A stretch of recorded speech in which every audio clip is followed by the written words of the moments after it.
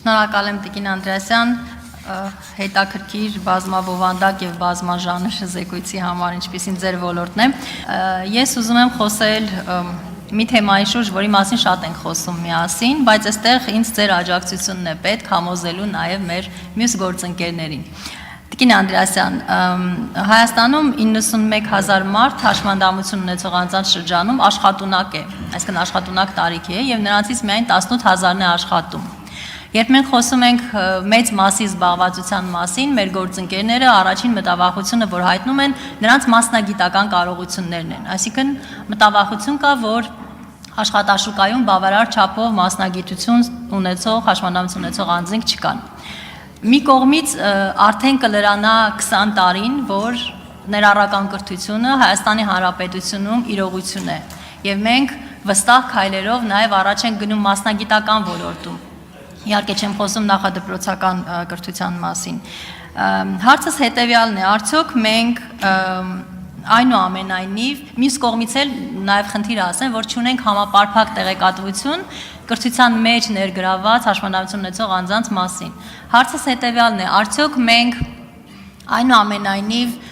լուրջ խնդիր ունենք կրթության ոլորտում եւ պետք է սպասենք, որ այստեղ բավականին փոփոխություններ լինեն, հաշմանդամություն ունեցող բոլոր մարդիկ կամ գոնե մեծամասնությունը կրթություն ստանան, թե այնուամենայնիվ մենք այլ տեղում եւս պիտի որոշակի փոփոխություններ իրականացնենք եւ որպես լիազոր մարմնի ղեկավար կրթության ոլորտի, արդյոք դուք կարծում եք, որ ոլորտը պատրաստ է, օրինակ, եթե վաղը ստացվի, որ հաշմանդամություն ունեցող անձանց պիտի աշխատանքի ընդունեն, արդյոք պատրաստ է մարդկանց այդ կրթությունը, մասնագիտությունը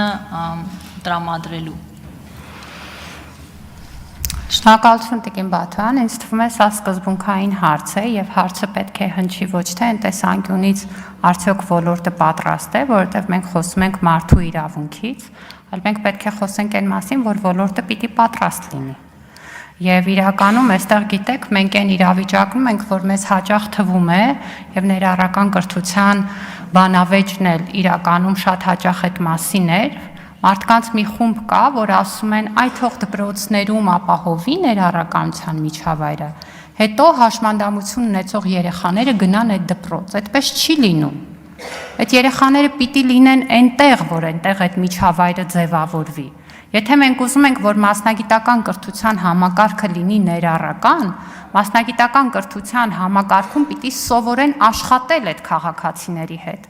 Իսկ դա ենթադրում է սկսած կազմակերպչական հարցերից մինչև ուսուցման պլանների վերանայում անհատական ուսումնական պլանների ձևավորման միջոցով։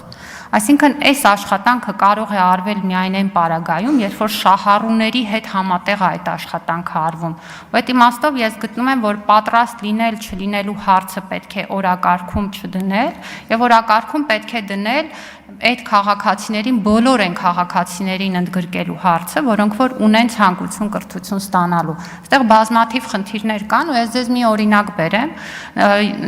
առանձին ընդունելության ժամեր ունեմ ուսանողների եւ աշակերտների համար, եւ նախորդող ընդունելություններից մեկին եկել էր մեր կոնսերվատորիայի արդեն ուրեմն ասպիրանտուրայում սովորող ուսանողներից մեկը, որը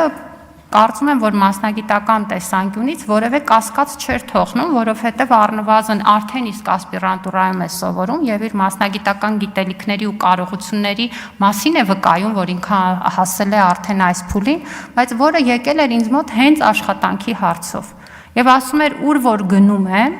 ինձ ասում են դու քեզ տեսել ես, դու կարող ես աշխատել։ Կներեք, որ այսպես կոպիտ եմ արտահայտվում, բայց դա այն արձագանքն է, որ լսում է քաղաքացին։ Երբ որ ունենալով կրթություն դիմում է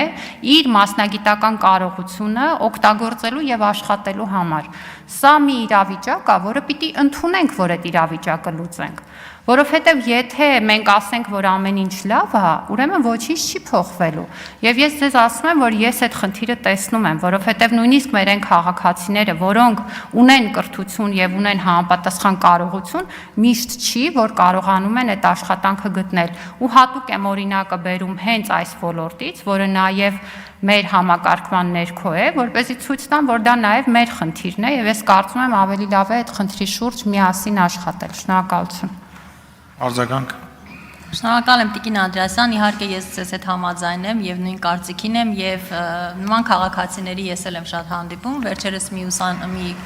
քաղաքացի էր ինձ դիմել, ով 3-4 օտար լեզու գիտեր, բարձրագույն կրթություն ուներ եւ էլի նույն խնդիրը կար, բայց ես կարծում եմ նաեւ այստեղ դուալ կրթության, այսինքն աշխատավայրում կրթության մասնագիտական կարողությունների զարգացման գործիքը պետք է աշխատացնել, որովհետև նույնիսկ եթե մենք խոսում ենք հաշմանդամություն չունեցող քաղաքացիների մասին, ապա բոլորը չէ, որ միանգամից մասնագիտություն ստանալուց հետո շատ հեշտ կարող են աշխատաշուկայում ընդգրկվել։ Այս մասով կխնդրեի ասել, եթե դուք ունեք որոշակի աշխատանքներ արված եւ ինչ է նախատեսվում հատկապես հաշմանդամություն ունեցող անձանց մասով, որովհետև ես կարծում եմ, որ իսկապես գործատու եւ կրթական ոլորտ շատ սերտ համագործակցության արդյունքում է հնարավոր նաև այս տեսակ խնդիրները լուծել, այդ թվում կարծրատիպերի հաղթահարման իմաստով։ Շնորհակալ եմ։ Շնորհակալություն Տիկին Բաթոյան, միանգամայն ճիշտ եք, իրականում մասնագիտական կրթության համակարգը արդեն իսկ այդ գործիքակազմը ունի եւ խոսքը վերաբերում է միկրովորակավորումներին, մասնագիտական կրթության եւ ուսուցման նոր օրենքում այդ գործիքակազմը արդեն նախատեսված է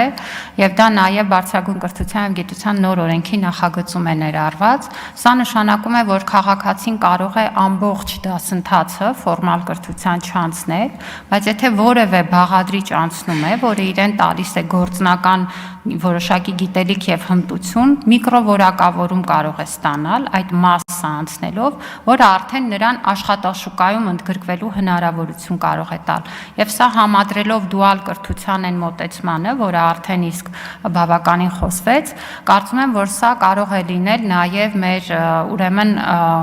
ուրեմն ամբողջական կրթական ծրագրի յուրացումը ինչ-ինչ պատճառներով նպատակահարմար կամ արդյունավետ չհամարվող քաղաքացիների պարագայում շուկա անցնելու հնարավորություն։ Այսինքն օրենսդրական մեխանիզմները իրոք կան եւ այստեղ ավելի շատ իրոք աշխատանքի խնդիր է, որպեսզի կարողանանք այդ ուրեմն մեխանիզմները նաեւ աշխատեցնել եւ դրանք իրականություն դարձնել։